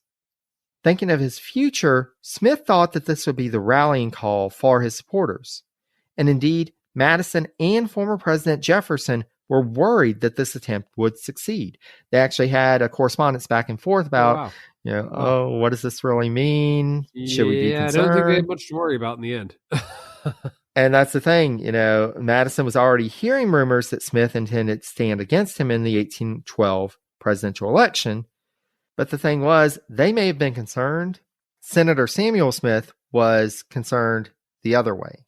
He advised his brother against this. He was like, this is not the time to do this. Yeah. He knew that though Madison's standing in the party was weak, a direct attack on him at this juncture would rally the party around the president and that an insurgent campaign would be unsuccessful. Yeah. Samuel was right. The administration's response came from Joel Barlow, who Madison had recently nominated as U.S. Minister to France, and this was called a review, quote, review of Robert Smith's address. It was published in 4 installments in the pro-administration national intelligencer, and attacked Smith for having a, quote, want of capacity and want of integrity. Now, it was bad enough. And then Smith took the bait. And he responded himself in what was described as, quote, a stinging rebuttal. As other politicians have found over the years, engaging in this back and forth only dragged Smith down. By the end of the year, he was yesterday's news, and he would never hold national office again, though he would be involved in various commercial and community ventures. Smith became president of the Universal Life Insurance Company shortly after he returned home to Baltimore. In 1813, Smith became president of an auxiliary chapter of the American Bible Society and was elected to the Board of Regents for the University of Maryland. With the latter organization, Smith was soon chosen as provost for the university and served in that capacity until 1815. In 1818, Smith was chosen as president of the Maryland Agricultural Society. And throughout his post-cabinet career, Smith was active in his church, the First Presbyterian Church in Baltimore, and was noted as having deep philosophical and doctrinal conversations with the pastor of the church. Now, Robert's brother Samuel would continue to serve in Congress, sometimes in the Senate, sometimes in the House, for the next 22 years, before returning to Baltimore to serve as mayor prior to his death in 1839. And as you mentioned earlier, Zach, after a long and eventful life, Robert Smith passed away on November 26, 1842, at the age of 85. He was actually the last living elector who had voted in the first presidential election. No way. Yeah. Oh, neat. Fun fact. That connection to Washington. Yeah. And he was buried at Westminster Burying Ground in a tomb with his wife and uncle. Now, at this point, I typically talk about the physical legacy, things named after the cabinet member. The only item that I have for the physical legacy he left was the USS Robert Smith, which was a Clemson-class destroyer that was commissioned in March 1921 that was named in his honor. This ship served in the Pacific Fleet for a few years before being decommissioned in March 1930, nearly 9 years to the day it was commissioned. And that is the life and career of Robert Smith. And limited legacy. What are your first thoughts? Such an interesting story. I mean, the Barbary Wars, the fact that, I mean, as far as life and career goes, we mentioned legacy there. I mean, he's the second Secretary of the Navy. Yeah. He is a pioneering force in this. And really, he's a force working his way through the fog of what this position even looks like, and the fog of war. It's interesting, and I'm sure a lot of people who come on your show and discuss these cabinet members of people they discuss on their shows. It's interesting to see Jefferson's legacy is actually equally someone else's, multiple else's. Madison's legacy. Being out before the War of 1812 fully fueled up, though, that could have made or broke him. You know, that's a turning point. So, like, I think we mentioned that earlier. He either got out at the right time or the worst time, but I mean, being kind of forced out-ish, being kind of persuaded out, being kind of ousted, and making that choice. Is he going to be a McClellan-esque candidate, and run against an incumbent champion of their cause? It's dangerous. I mean, certainly a more intriguing story than I would have thought when you said we're covering someone named Robert Smith, who I never really gave a second thought to, and now had to give a second thought to very quickly, but I had seen before. It was very interesting. Well, and I will say for anybody who goes to Wikipedia and looks up Robert Smith, so first of all, put in Robert Smith cabinet member. Yeah. That page is very small. Oh, it's going to be, that's going to be you might as well just look at the dates of his time in office, because you're probably not going to find anything other than 2 paragraphs or something. Yeah. Absolutely. Exactly. But, you start to explore, and that's the thing, he only has, at least that I've found, one biography, but there's a lot there. Yeah. There's so much that was going on and that he was a part of. And so I think this gets us to our first category. So our first category is the whole picture. And this round looks at the overall career and character of the cabinet member, and we can each award up to 10 points maximum. So we've already started talking about, that his tenure as Secretary of the Navy, his tenure as Secretary of State. So what do you think about his overall career and character? I'm going to rank him pretty high, between like 7 and 8, maybe 8 and 9. The things when he was actually in his career, he did the job effectively, I think. Sometimes politicking gets the better of actual merit. And it seems like that's what started to happen towards the end of his career, either by his own demise or others. That being said, I can't get away from that pioneering effort. He's a legacy worth noting that probably doesn't get noted enough. So I'm going to say he was pretty successful. When I hear your category, I think, what was his job? Did he do his job effectively? The answer is mostly yes, I would say. Yeah. And with plenty of rivals in his way. So I'm going to say 8. Well, and that's the thing. I think we do have to go high here. And especially, this was a meteoric rise. At that point, he was still very early in his career when he joined the cabinet. But you have him, working his way up. And then he gets this cabinet career and is involved in so many things. And we'll talk a bit more about his time in the cabinet in a minute with the next category. But, this is a big deal. This is a good, when you're talking about somebody's career, most folks don't get higher than Secretary of State. Right. He actually got there. I was just telling my kids the other day, it's probably the second most powerful person in the country. Yeah. So exactly. And that's the thing. So, he gets to this place of prominence. He has a big fall, but then you see at the end of his life, he's still involved in organizations. He's still involved in, educational pursuits, in religious pursuits. He's still very active. And so, this is somebody, whenever you're thinking of the whole picture, I mean, this is a pretty big deal. Good life. Yeah. So I'm going to go a little lower. I'm going to go with a 7, but I think, that he gets high marks. Yeah, I think so. Yeah. So then we are going to focus in on that time in the cabinet. So this is our go-getter round. This round looks at the impact of the cabinet member during their time in the cabinet. And again, just like with the last round, we can award up to 10 points maximum. That's tricky for me. I'm going to say 7, but not begrudgingly. As U.S. Secretary of the Navy, 9. As U.S. Secretary of State, 5. So 7. That's where I'm at. Well, and I think you get to a good point, Zach. I think that time as Secretary of the Navy, and especially if you had, and we're going to talk about some completely ineffectual secretaries of the Navy. Yeah. I mean, there are some folks that just they get the position because nobody else wanted it. They had no experience with the Navy, with maritime matters, anything. Theodore Roosevelt getting assistant Secretary of the Navy, and the Secretary of the Navy did nothing. Yeah, but yes.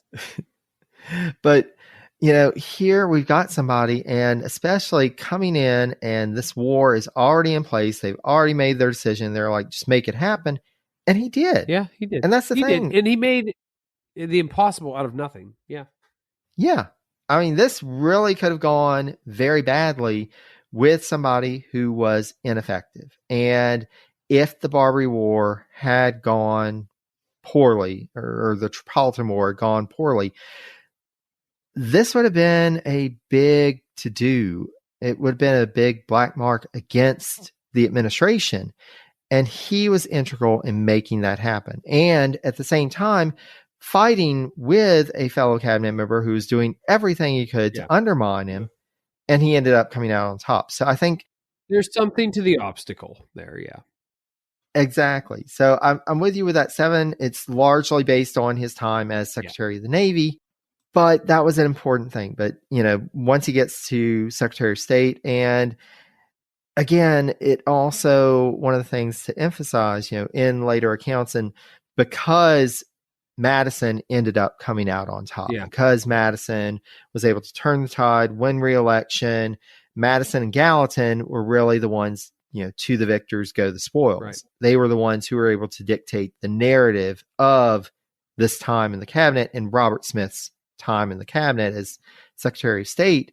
But the evidence just really seems to be that he was effective. He was doing what he needed to. He just could not get the support from the president, from his colleagues. Yep. It was just a bad situation. But I think a 7 for his impact as a cabinet member is a good place Seems to be. Beautifully rational to me. So right now he is at 29 points. Okay. But now we've got to discuss the hot seat round. Okay. This round looks at any disgraceful behavior of or actions committed by the cabinet member. And this doesn't have to be during their tenure of office in the cabinet. And we can take away up to 10 points maximum. So we can do negative 10 points maximum each. Huh. So this is similar to my POS curve, except for sometimes the POS curve doesn't have a lot of points to take away. I think that when this is looking at his career as a whole, kind of like going back to that first question a little bit and sort of where do the failings meet the successes? And it's very easy to say, well, he did a lot of good as Secretary of the Navy, but ultimately he floundered and fell from nothing to nothingness, at least in terms of a federal international level, trying and failing to get a bid for the presidency and undermine the incumbent in the party and being a divisive force, almost like he started as a humble figure and became this bigger, larger than life figure in his own mind. So I'm gonna deduct 4 points, I think. Right, that's what I'm supposed to do. Is to deduct points. Yes. So he's kind of like his shortcoming points. I'm gonna deduct points there. 4. I think I'm going to match you there. And one thing I will note here. So, Robert Smith was from Maryland. Maryland was a slave state. I wasn't able to find a yes or no as to whether he did enslave individuals. It's quite possible that he did. Even ones that didn't have enslaved Africans or, participate directly in slavery, sometimes participated in the slave trade. We look at Hamilton even got slammed for that in recent research. The Livingstons, participating in the trade. The North is either way, participating directly or indirectly. Complicitness is almost always there. Exactly. So yeah.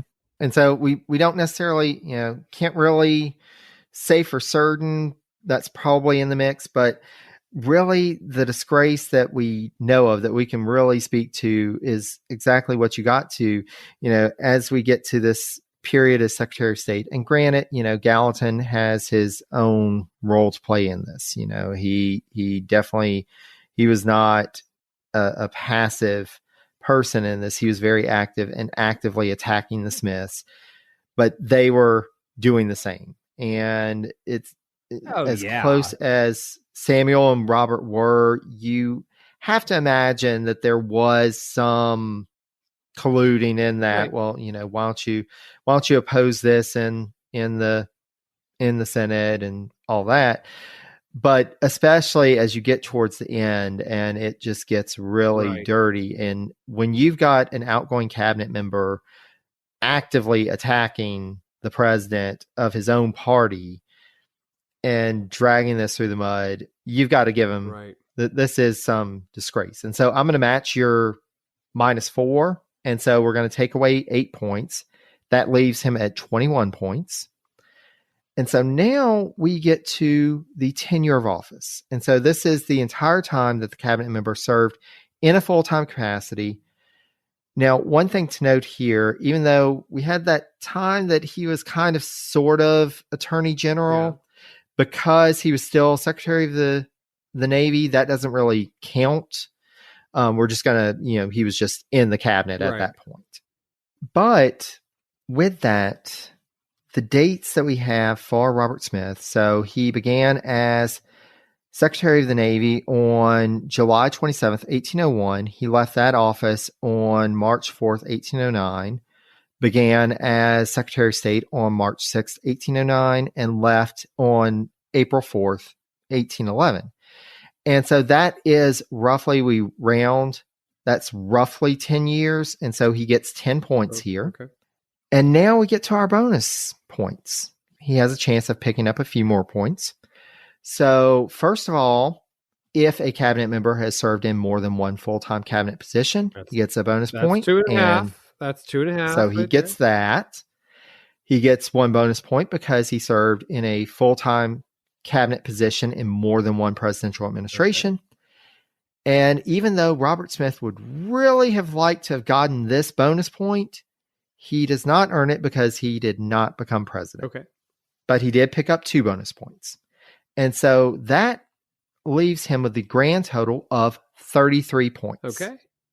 But we have one more question to ask.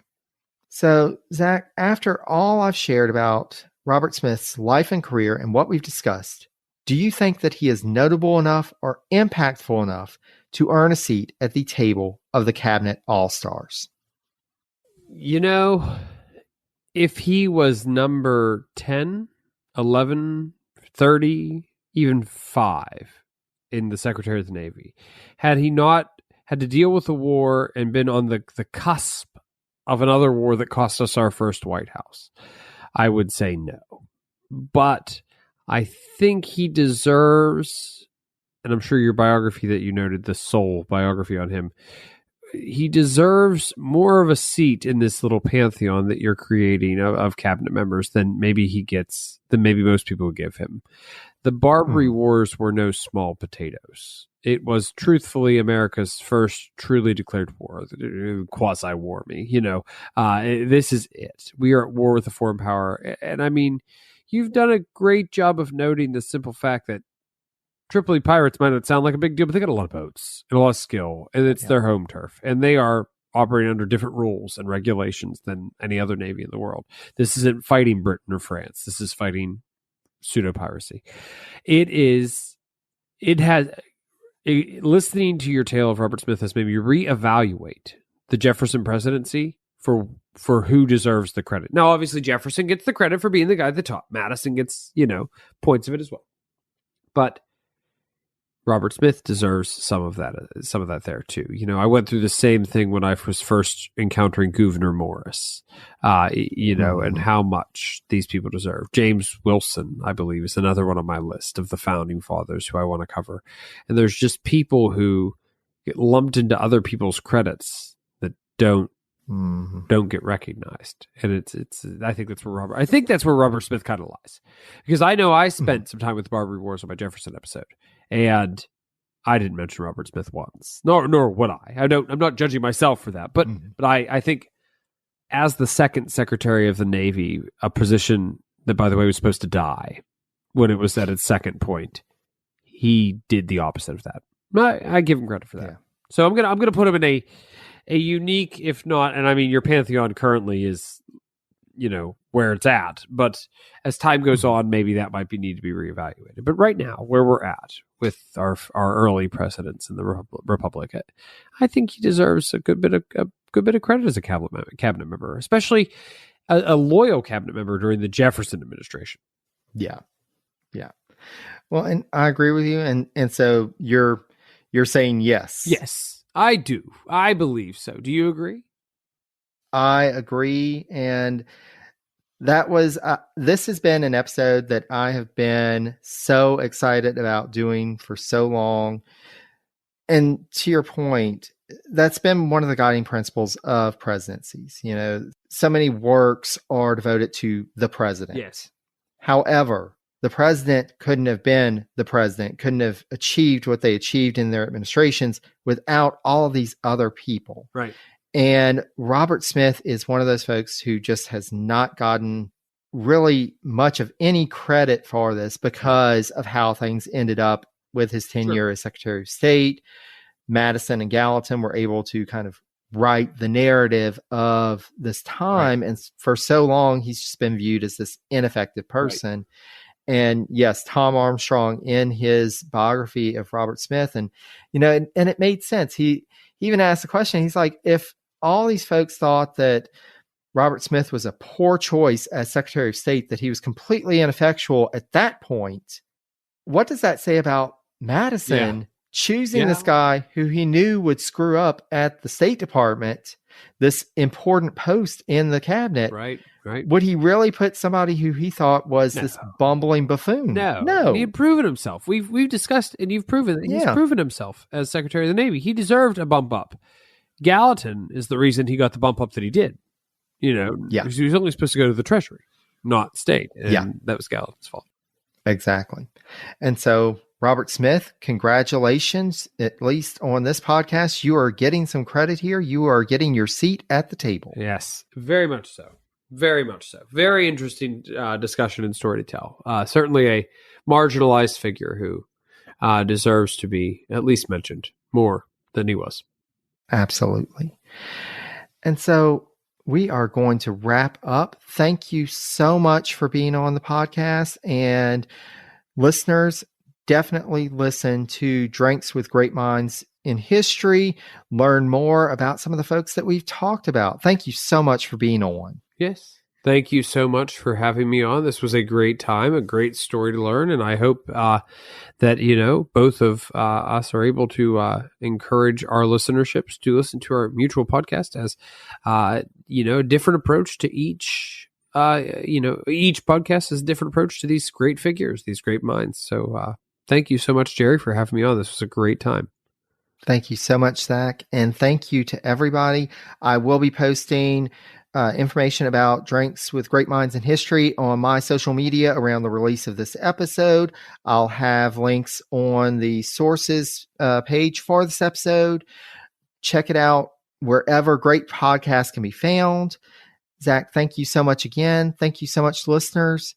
And until next time, stay safe and healthy, be kind to one another, and take care, dear friends.